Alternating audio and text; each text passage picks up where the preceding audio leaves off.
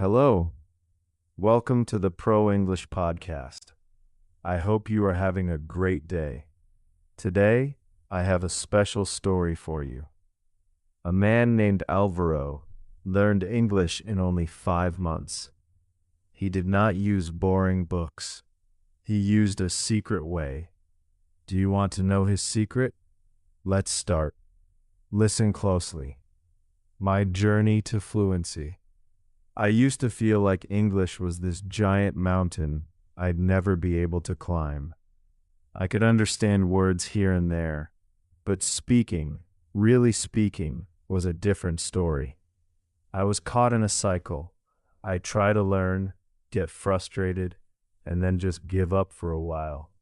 But one day, I decided to take a new approach, and that's when everything started to change. Here's how I finally started making real progress. Shadowing conversations, the key to fluency. It was late one evening when I first heard about shadowing. I had been scrolling through YouTube, watching a video by a polyglot who spoke 7 languages. He mentioned shadowing as one of the most effective ways to learn English.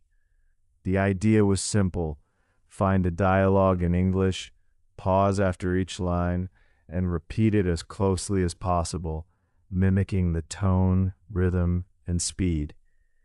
The more I thought about it, the more I realized this was exactly what I needed. I had been trying to speak English for years, but it always felt forced. Shadowing sounded like the bridge between comprehension and actual conversation. I picked a short scene from my favorite movie, The Pursuit of Happiness, a film that always inspired me. Will Smith's character, Chris Gardner, had such natural flowing speech. It felt like if I could speak like that, I'd be able to communicate easily. So, I grabbed my headphones, hit play, and started.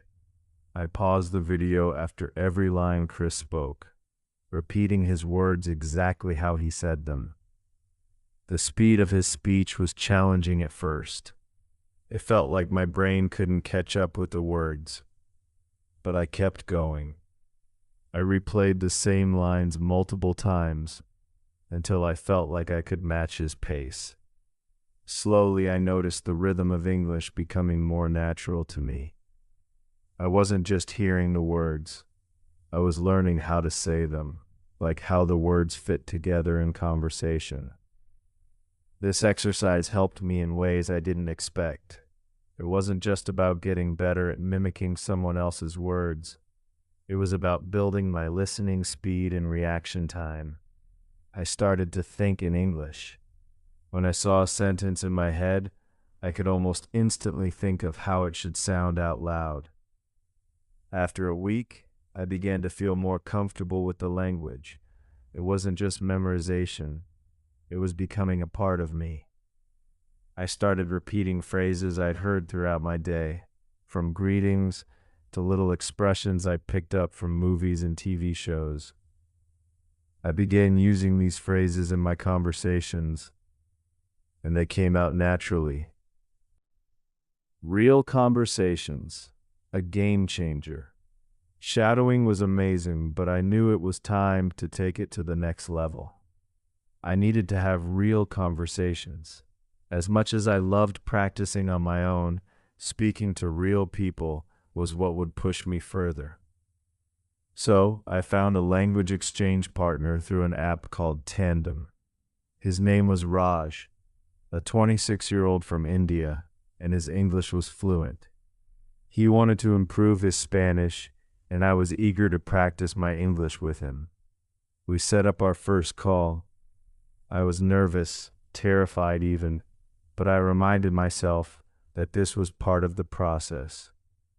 I'd already done the work with shadowing, so now it was time to see if I could really communicate. At first, I stumbled over simple sentences. My mind froze, and I could feel the panic rising.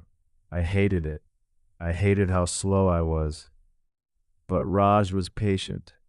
He slowed down, used simpler words, and encouraged me every time I got something right. Even when I made mistakes, He didn't correct me immediately, which helped take the pressure off. The key was that Raj didn't just listen to me speak, he also asked questions. He'd say things like, "How does your day look like?" Or, "What do you think of this movie?" It was in those moments, those real moments of conversation, that I realized how important it was to think on my feet. I had to quickly translate my thoughts into English, which was tough at first. But the more we spoke, the more natural it became. Slowly, my fear of making mistakes faded. I realized making mistakes was part of the process. Talking to Raj every week forced me to get out of my head. Shadowing had helped me practice pronunciation, but real conversations helped me apply everything. Raj didn't give me scripted answers like the dialogues in movies did. He challenged me with new topics, which forced me to keep up, think faster, and learn new vocabulary. Sometimes he'd throw in slang or expressions that I wasn't familiar with, but I didn't let it discourage me. Instead, I'd ask, "What does that mean?" and learn more. Learning other things in English, immersing myself. As my confidence grew, I realized I could start using English for more than just language practice. I loved learning about technology, so I decided to watch videos and read articles about it in English. At first, it felt daunting, especially when the vocabulary was technical and unfamiliar, but I kept pushing myself. I started by watching YouTube tutorials on coding, a field I had always been interested in. The best part? These tutorials weren't just in English, they used everyday English. I could hear the same expressions and phrases I had been practicing, but in a different context. It felt like I was learning English and improving my skills in another area at the same time. I remember one video about web development where the instructor used the phrase, "Let's break it down." It was an expression I had heard in conversations before, but seeing it used in a technical setting gave me a new perspective. It helped me understand that English wasn't just for casual chats. It was a tool I could use in professional and academic settings too. This shift in mindset was huge. English wasn't just the subject I was studying. It became a tool I used to learn about the world. It connected everything I was passionate about with the language I was learning. I didn't just learn to speak, I learned to think in English. Handling frustration and boredom, the real struggle. The road wasn't always smooth. There were times when I felt stuck, like I wasn't progressing at all. My frustration would build up, and I'd think about quitting. But I had to remind myself, this is normal. Language learning isn't linear. I had to embrace the plateaus. One thing that helped was switching up my routine. On days when I felt bored or frustrated, I'd do something different. Instead of watching a movie, I'd read a chapter of an English novel. If I didn't feel like reading, I'd listen to a podcast. The key was not to force myself to stick to the same activity every day. I kept my brain engaged by switching between speaking, listening, reading, and writing. It kept things fresh. And when things did get tough, I took breaks. I'd remind myself of all the progress I'd made, like how I could understand most of the movie without subtitles, or how much more confident I felt speaking with Raj. Small wins, but they added up. When you're learning something new, especially a language, it's easy to feel like you're not making progress. But by mixing up my activities, I kept things interesting and stayed on track. Plus, taking breaks helped me recharge when I needed it. Tracking my progress, weekly reflections. To stay motivated, I started tracking my progress. Every week I'd reflect on what I had learned and how far I'd come. I'd ask myself questions like, what new word did I learn this week? Or did I feel more confident speaking this week than last week? At first, these reflections felt trivial.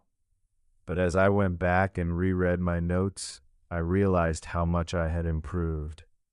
One week, I looked back at a journal entry where I had written about a conversation with Raj, and I couldn't believe how much smoother it was than a few months ago. The biggest moment came when I realized I had stopped thinking about my mistakes as failures and started seeing them as learning opportunities. I didn't feel afraid of making errors anymore.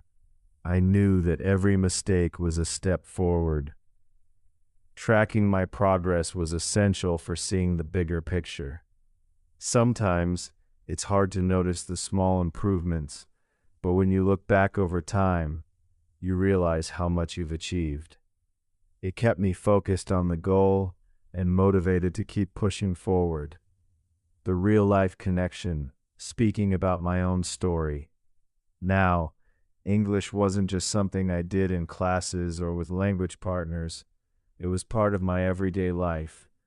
I started talking about my personal experiences in English. I shared my thoughts, frustrations, and dreams with Raj and others.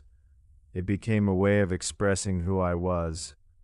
And the more I spoke about my life, my family, my job, my ambitions, the more I realized that English was no longer just a foreign language. When you use English to talk about your own life, it becomes real. It's no longer an abstract concept you're learning about. It's something that belongs to you. And that's when fluency happens.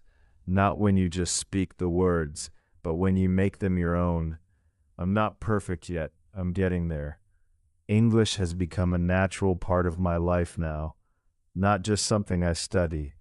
It's a tool I use every day to connect with people, learn new things, and express myself. And that's the most powerful thing about language learning.